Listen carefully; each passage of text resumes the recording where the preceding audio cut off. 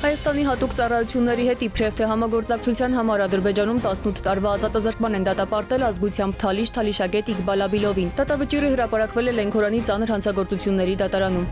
Երևանի համար 17 դպրոցի 2 գազելները շաբաթներով չեն աշխատում։ Ծնողները բողոքում են 2 հնամաշ գազելով հնարավոր չէ սպասարկել 106 երեխայի։ Դպրոցի ղեկավարությունն էլ պնդում է վերջին 3 տարիներին դիմել են պետական մարմիններին, բայց ապարդյուն։ ԿԳՄՍ-ի ծնողներին պարզաբանել են, թե երեխաներին դեպի դպրոց եւ տուն տանելու հարցը դպրոցի տիրույթում չէ։ Իսկ 2 գազելների համար նախարարությունը տրամադրել է վարորդի հաստիք եւ մեքենաների նորոգման ծախսեր։ Պետք է այդքանով բավարարվել։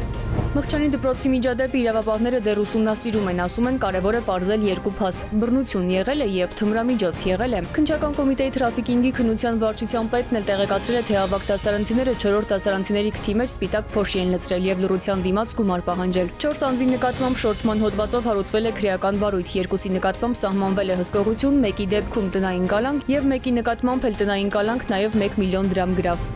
Երևան-Գյումրի ավտոճանապարհի Ագարակավան, Կաքավաձոր, Դիան եւ Օթևան գյուղերի բնակիչները փակել են ճանապարհը։ Պահանջել, որ իրենց գյուղ մտնող նախկին ճանապարհը բացվի, քանի որ այդպես ավելի հեշտ է գյուղացիների ելումուտը։ Նաեւ պահանջել հանդիպում տարածքային կառավարման եւ ենթակառուցվածքների նախարարի եւ ճանապարհային դեպարտամենտ հիմնադրամի ղեկավարության հետ։ Նրանց խոսքով գյուղում մի քանի անգամ շտապօգնության կարիք են ունեցել եւ եթե նախկինում շտապօգնությունը ժամանում էր բավականին օպերատիվ, ապա հիմա նոր բացված ճանապարհը դանդաղեցնում է շտապօգնության հրշեջ մեքենաների ժամանումը։ Ավելի ուշ բնակիչները բացել են ճանապարհը։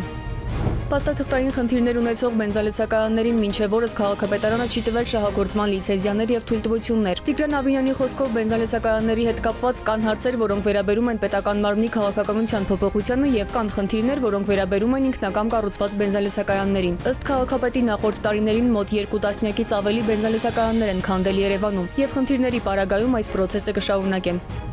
Գյուղեղավան վարչական շրջանի ղեկավարի 2-րդ վարչական շենքում կոմունալի պետ Վոլոդիա Հայրապետյանի աշխատասենյակում մարտական նռնակ են տեղադրել։ Ֆոտոլրագրող Շամչյանին տեղեկություններով աշխատանքի գալուց հենց Հայրապետյանն է հայտնաբերել վարագույրի ետևից կախված նռնակը, որը մետաղական լարով կապված է եղել աթոռի ոտքին։ Շարժելու դեպքում հնարավոր է պայթեր։ Դեպքի վայր են ժամանել իրավապահները, նրանք տեղում պարզել են, որ շենքը ներկայումս օգտագործվում է որպես ԵԿՄ Բյուրեղավանի գրասենյակ։ Համայնքի ղեկավարի խոսքով շենքը պատկանում է համայնքապետարանին, բայց տվյալ հատվածը երկրապահը 15 տարուց ավելի է անվարձահատույց օգտագործում է։ Դեպքի փաստով նախաձեռնել են քրեական վարույթ։